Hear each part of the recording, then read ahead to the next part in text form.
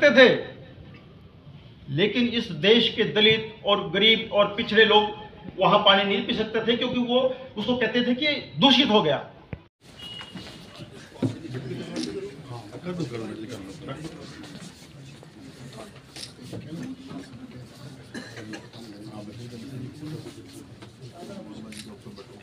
एक मिनट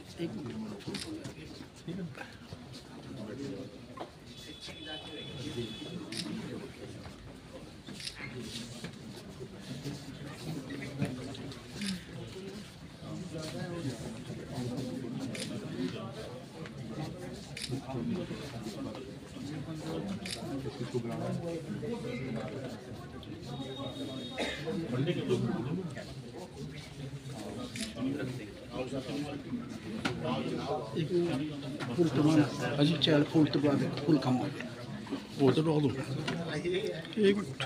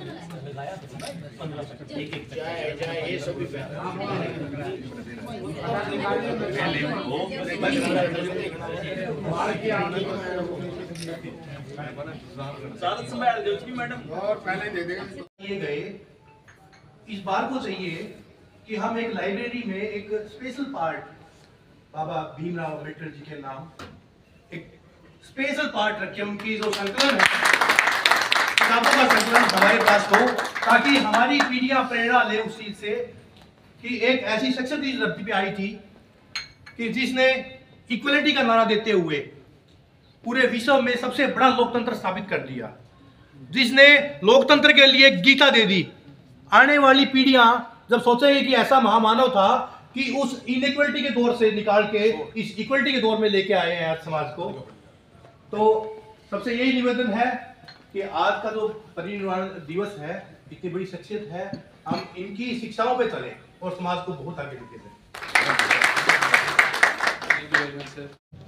बाबा साहब का 68वां परिनिर्वाण दिवस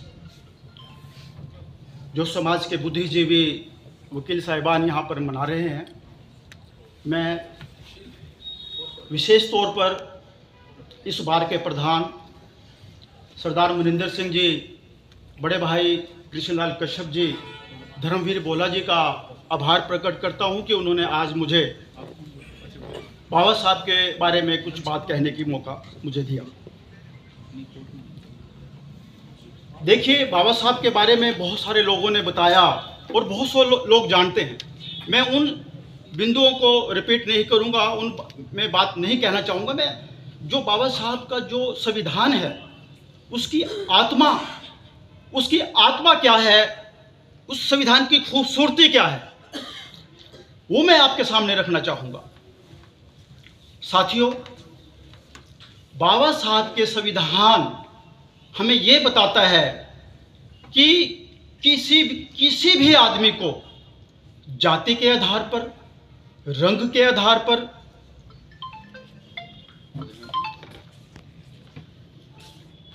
लिंग के आधार पर, ये बड़ी विशेषता है हमारे इस संविधान की। मैं एक उदाहरण दूंगा। जाति के आधार पर तो बहुत सारे उत्पीड़न के आपको मामले पता होंगे, धर्म के नाम पे भी पता होंगे, रंग के नाम पे भी पता होंगे, लेकिन मैं लिंग के आधार पर, डीएसपी साहब, क्या खूबसूरती है इस संविधान की। एक सपना नाम की किन्नर, जिसका मेडिकल के अंदर क्वालिफाई हो गया और इंटरव्यू में उसको इसलिए रख दिया कि भाई ये किन्नर है, इसलिए इसको नौकरी नहीं मिल सकती। उस किन्नर सपना ने लड़ाई लड़ी। जब संविधान के अंदर लिखा है कि रंग के आधार पर, धर्म के आधार पर, जाति के आधार पर और लिंग के आधार पर कोई भेदभाव नहीं है, उसने आप जैसे किसी वकील को पकड़ करके मुकदमा दायर करा। लेकिन वो मुकदमा सुप्रीम कोर्ट तक गया और सुप्रीम कोर्ट ने भारत के संविधान की बात कह करके कि लिंग के आधार पर कोई भेदभाव नहीं हो सकता, तो उनको वो नौकरी मिली डॉक्टर साहब की। उनकी खूबसूरती देखिए। जब मेरे बड़े भाई धर्मवीर को कोई फायदा होता है तो ये हरिद्वार जाकर के गंगा स्नान करते हैं। उसने कहा कि ये मेरे को जो नौकरी मिली है ये बाबा साहब की वजह से मिली है। बाबा साहब का जो दीक्षा भूमि है नागपुर, उन्होंने वहां जाकर के सर झुकाया और उन्होंने माना कि वाकई में इस संविधान के अंदर थी। मैं एक और इंपॉर्टेंट बात बताना चाहता हूं कि संविधान के अंदर राजनीतिक लोकतंत्र, सामाजिक लोकतंत्र और आर्थिक लोकतंत्र की जो व्याख्या इस संविधान के अंदर करी है, मैं डिटेल में नहीं जाऊंगा क्योंकि मनिंदर साहब ने कहा कि भाई 1:45 बजे कोर्ट शुरू हो जाएगी। ध्यान देना, राजनीतिक लोकतंत्र, सामाजिक लोकतंत्र और आर्थिक लोकतंत्र। लेकिन दुर्भाग्य से आर्थिक लोकतंत्र और सामाजिक लोकतंत्र जो है वो धीरे धीरे कमजोर हो रहे हैं। आपको पता होना चाहिए, इस देश का, मैं आर्थिक लोकतंत्र की बात करूंगा, इस देश में का जो पैसा, जो 70% पैसा है इस देश का, वो केवल 1% लोगों के हाथ में है। ये लोकतंत्र, जो आर्थिक लोकतंत्र है, ये आपका कमजोर हो रहा है। और जो सामाजिक लोकतंत्र की मैं अगर बात करूं, फॉरेस्ट राइट एक्ट 2006, वकील साहब बैठे हैं सभी, जो हमारे आदिवासी हैं, जो जमीन जंगल के अंदर रहते हैं, उसके अंदर 11.6 बिलियन शेड्यूल कास्ट के परिवारों को जमीन के क्लेम का अधिकार नहीं है। तो अब बचा क्या? सिर्फ बचा हमारा राजनीतिक लोकतंत्र। देखते हैं और आप भी देखते हैं, आप समाज के बुद्धिजीवी हैं, सामाजिक लोकतंत्र भी धीरे धीरे खत्म होता जा रहा है। जिस दिन सामाजिक लोकतंत्र खत्म हो गया तो उस दिन समझ लो इस देश का दलित, इस देश का आदिवासी, इस देश का पिछड़ा, उसकी वो हालात होने वाली है, उसके लिए आप सोच भी नहीं सकते। इसलिए आज हमें आप लोगों ने टाइम देकर के उस महामानव के दर्शन करने के लिए, उनके बताए हुए मार्ग को याद करने के लिए, उन्होंने इस देश को क्या दिया वो जानने के लिए आप लोग आए हैं। खाली यही काम नहीं है आपका। आज के दिन में खासकर ये हमारे समाज के आप बुद्धिजीवी हो, आपको आज ये प्रण करना पड़ेगा कि जिन बाबा साहब ने उस वक्त करते थे, लेकिन इस देश के दलित और गरीब और पिछड़े लोग वहां पानी नहीं पी सकते थे क्योंकि वो उसको कहते थे कि दूषित हो गया। यहां लिख करके इस देश के दलितों की, इस देश के आदिवासियों की, इस देश के पिछड़ों की, मैं तो एक गलत शब्द इस्तेमाल करता हूं हमेशा, अगर बाबा साहब का संविधान ना होता, इस बाबा साहब के संविधान की वजह से आज हमारी औकात बदली है। हमारी पोजीशन जो खासकर जो हमारे सीनियर एडवोकेट साहब बैठे हैं, उनको पता है कि बाबा साहब की वजह से आज हम बहुत जो है अपनी तरक्की करी है। लेकिन अब आज हमारा भी एक कर्तव्य है कि बाबा साहब का, मैं खासकर हमारे कश्यप जी का, कृष्ण लाल कश्यप जी का, रंती रमन जी का, मनिंदर सिंह जी का, धर्मवीर का जी, खासकर इसलिए मैं उनका आभार भी प्रकट करना चाहूँगा कि आप जैसे साथियों से इंटरेक्शन करने का जो मौका दिया। और मुझे लगता है कि इस तरह के जो कार्यक्रम है, मैं पंचकुला में भी, वहाँ हमारे साथी हैं, कभी किसी ने इस तरह के प्रयास नहीं किया कि जिनकी वजह से ये देश, बाबा साहब जो हैं, जो बाबा साहब का जो संविधान है, इस देश के विकास की एक धुरी है, उस धुरी को मजबूत करने के लिए आप लोगों ने टाइम निकाल करके आप लोग आए हैं। मुझे बहुत कुछ बोलना था, लेकिन मुझे टाइम का भी बड़ा ध्यान रखना पड़ेगा, क्योंकि आपको कोर्ट्स में भी जाना है। मैं मन से आपका फिर एक बार बाबा साहब के 68वें परिनिर्वाण दिवस पर आप लोग पहुंचे हैं, मैं बहुत बहुत आपका आभार प्रकट करता हूं, मैं अभिनंदन करता हूं। जय भीम, जय भारत। मैं बाबा जी के बारे में, आप तो मेरे से ज़्यादा ही पढ़े लिखे हो गए, जानकार इसके बारे में, तो बाबा जी का तो जितनी व्याख्या करे जाए उतना ही कम है। जिन्होंने इतने पुराने टाइम में जहाँ से बाहर से भी PhD करी है, हम सभी ने पता है इसके बारे में। ज़्यादा तो कुछ बोलने का आपका भी टाइम हो चुका है कोर्ट का, लेकिन मैं तो ये कहता हूँ, मैं इसके जो इन्होंने जो संविधान पढ़ाया है उस पर हमें अनुसरण करना चाहिए। इससे कुछ न कुछ हमें और भी शिक्षा मिलनी चाहिए। अपने छोटे बच्चों को इसके बारे में समझाना चाहिए। भाई ऐसे ऐसे भी हमारे इंडिया के अंदर ऐसे लोग पैदा हुए हैं जिन्होंने संविधान भी पढ़ाया, इतना पढ़े लिखे। जो संविधान बनाता है उसका तकरीबन अपना जीवन तो उसी में चला जाता है।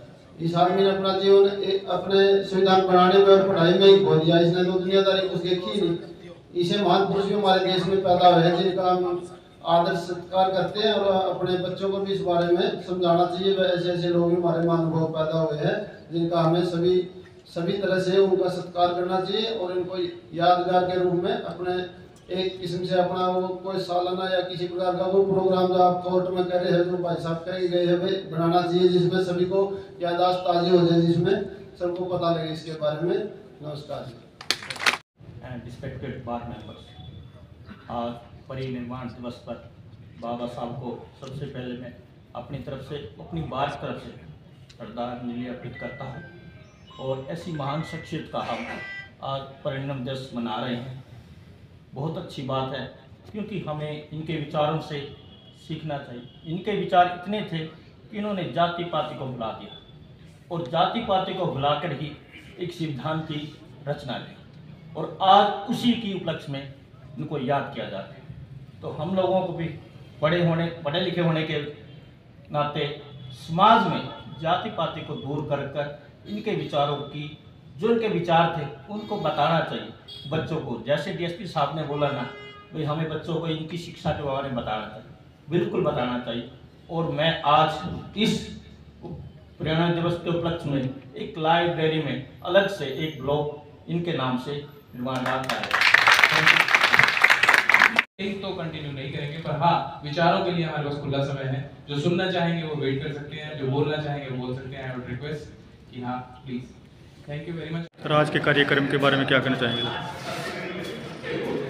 भीमराव अम्बेडकर बाबा साहब के परिनिर्वाण दिवस पर जिला बार एसोसिएशन कैथल ने आयोजन के माध्यम से बाबा साहब को अधिवक्तागण ने श्रद्धांजलि दी।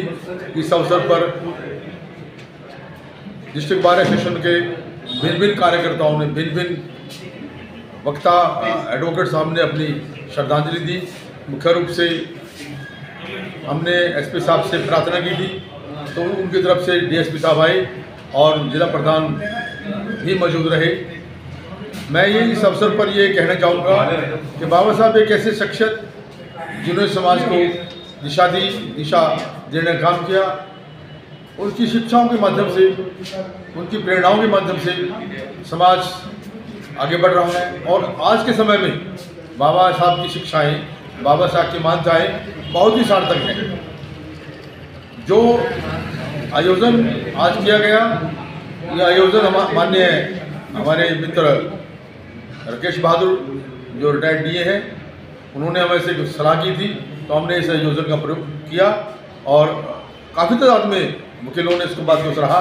क्यों ना समय समय पर बाबा साहब की जो प्रेरणा ले, तो मैं समझता हूँ समाज का एक क्लियर जो चाहती